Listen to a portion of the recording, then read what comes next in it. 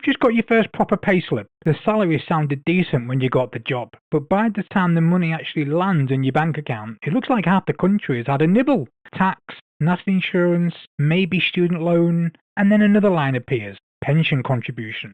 And your first thought might be, why am I paying for retirement when I can barely afford this month?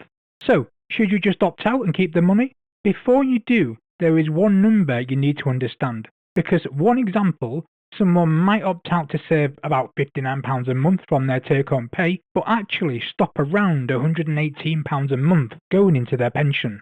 Welcome back to Money Under the Microscope, where we make finance clear.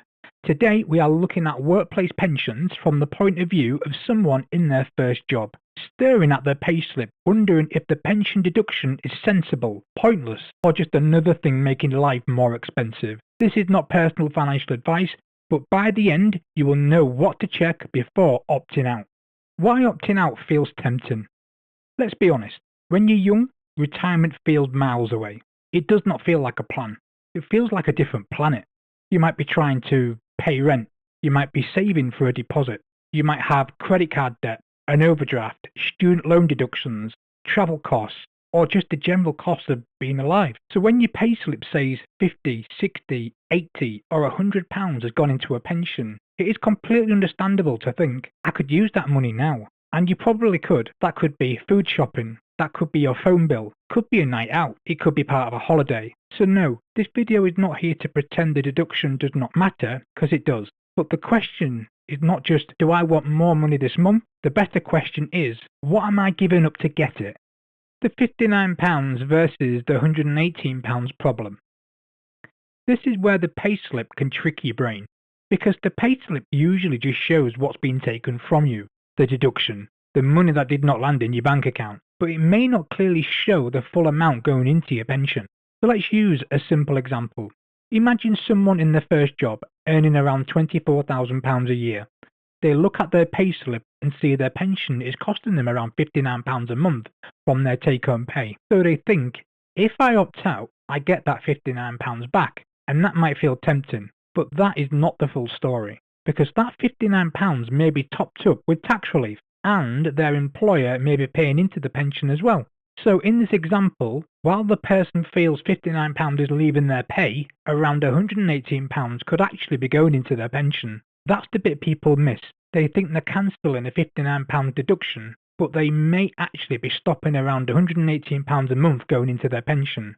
That is a very different decision, and it's why you shouldn't opt out just because the payslips annoyed you. Before you cancel it, check 3 things.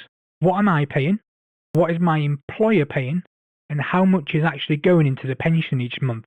Because if you only look at the deduction, you might think you're saving money, but you may also be turning down money your employer would have paid for your future. Let's look at why life still matters now.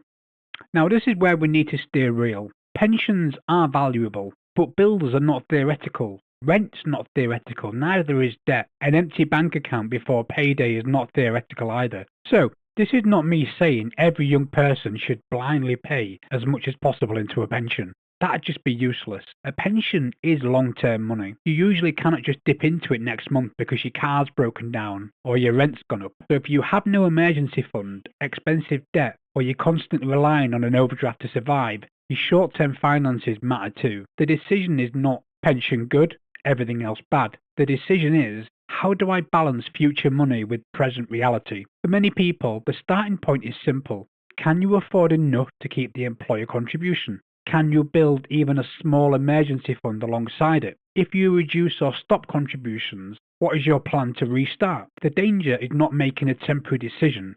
The danger is opting out and forgetting about it for 10 years. In this section, let's look at the 10-year delay. Because 10 years can matter more than people think, let's carry on with the same example.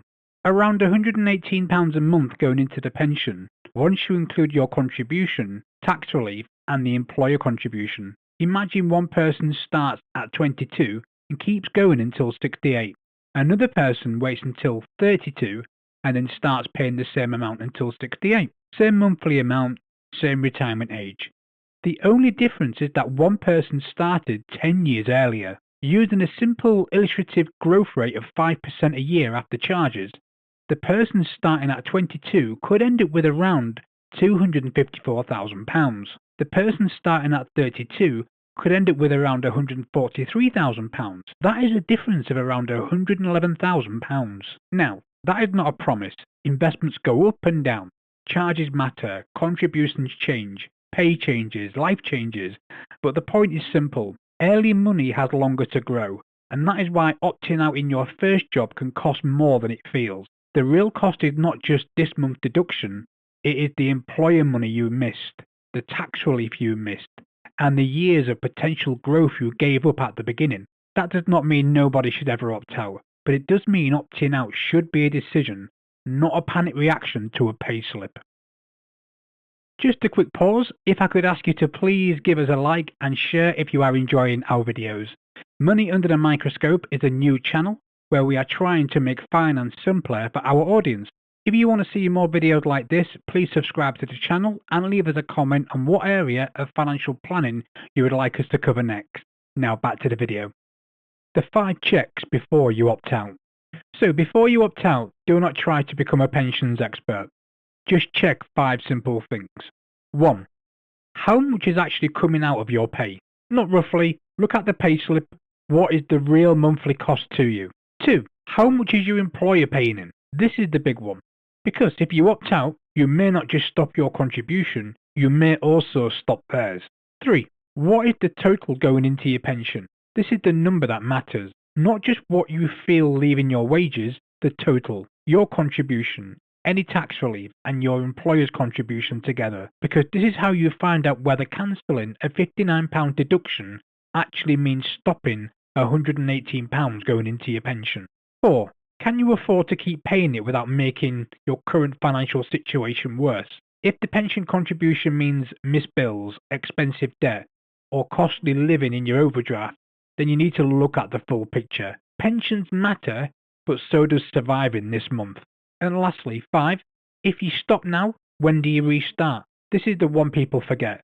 Opting out for a short period because money is genuinely tight is one thing. Opting out at 22 and still being opted out at 32 is something completely different. So the practical steer is simple. Do not opt out just because the payslip annoyed you. Check what it really costs you. Check what your employer is adding. Check the total going in.